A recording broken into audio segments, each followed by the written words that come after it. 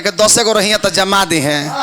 अब देखो फिर हमारा परम आदरणीय प्रीतम भैया फिर हमारा का पुरस्कार दिले बने। अच्छा ओह बबुआ के दादाजी के माध्यम से फिर माननीय हमारा राजेंद्र चाचा के माध्यम से फिर हमारा बड़ी बड़ी रुपया पुरस्कार मिले। तहे दिल से स्वागत बना रहे जी तरह बनौले राखे। एगो रनिंग गीत बजाओ रेडी 1 2 3 4।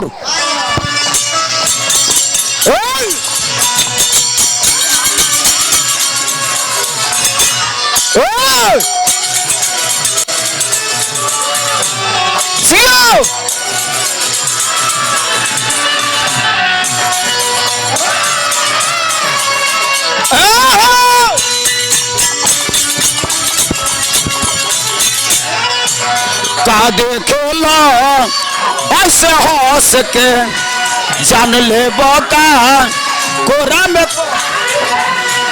का देखेला ऐसे हंस के जान ले बोका कोरा में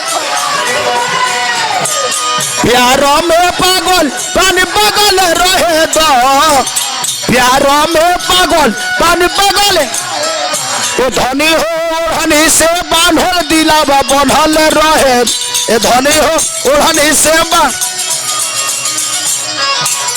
का देखेला ऐसे हंस के जान ले बोका कोरा में का देखेला ऐसे हंस के जान ले बोका कोरा में कोस के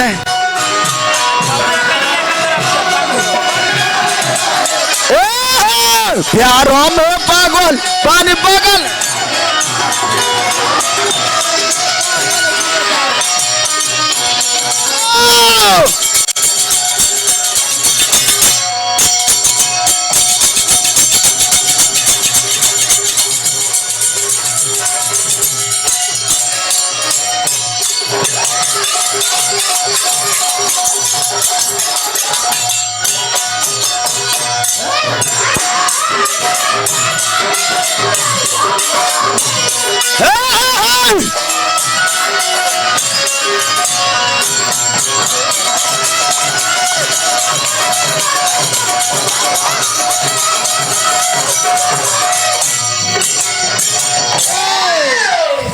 अभी अभी हमारा 500 रुपया पुरस्कार मिलल बा दिनेश बाबू जना बबुआ के हमने के जन्म उत्सव में उपस्थित बनी जा।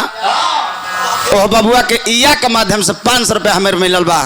आ फिर हमारा राजेंद्र चाचा तनी मने ऐसे कम हो गल बा। देखी इया का माध्यम से आइल 500 तो माने के राजेंद्रो चाचा 500 देती तब जोड़ा लगी रही मजा आ जाए। बाकी ठीक बा गोड़ लागत नहीं तरह भगवान हुआ सब बनौले रखे। एक विद्वान के कहल बात है चाचा जी कुछ निमनो बात के प्रयास करी ठीक है बतानी उठल बनी तब से लहरी जी ये लहरी जी कुछ विद्वता वाली बात हो गई चाहिए। एक विद्वान के कहल बात है चाचा राजेंद्र चाचा श्रद्धा ज्ञान देती है नम्रता मान देती है योग्यता स्थान देती है और ये 3 चीज जिस व्यक्ति को मिल जाए उस व्यक्ति को ये दुनिया सम्मान देती है। आखिर क्यों भूख लगने पर भोजन करना ये प्रकृति है और बिना भूख का बार बार भोजन करना ये विकृति है और अपने भूखे रह करके किसी भूखे को भोजन करा देना यही हमारे भारत का सभ्यता और संस्कृति है।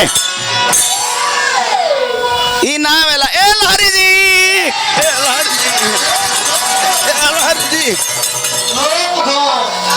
का जाने कैसन हमार जतारा बा जतना मेहरारू बड़ी सब हमरे कपारे लिखाइले बड़ी सही कहने रे राजेंद्र चाचा। एगो देखी है मेहरारू संभारतनी एगो हई मेहरारू संभारतनी थोड़े देर के बाद में हई मेहरारू संभारे का परी आ दिनवा में घरवा से संभारी के चलले बानी। बाप हो बाप चाहे तो अरे हे मेहरारू के तो साया लागेला रहे दो छोड़ दो तू छोड़ दो रहे दो तू चुपा जा। बढ़िया लागल गीत गौनाई अब तनी गीत गौनाई के अब तनी सोहर की ओर चलत तनी काहे से कि जले सोहर ना होई तले हमने के अइला के सुकलान होई ना।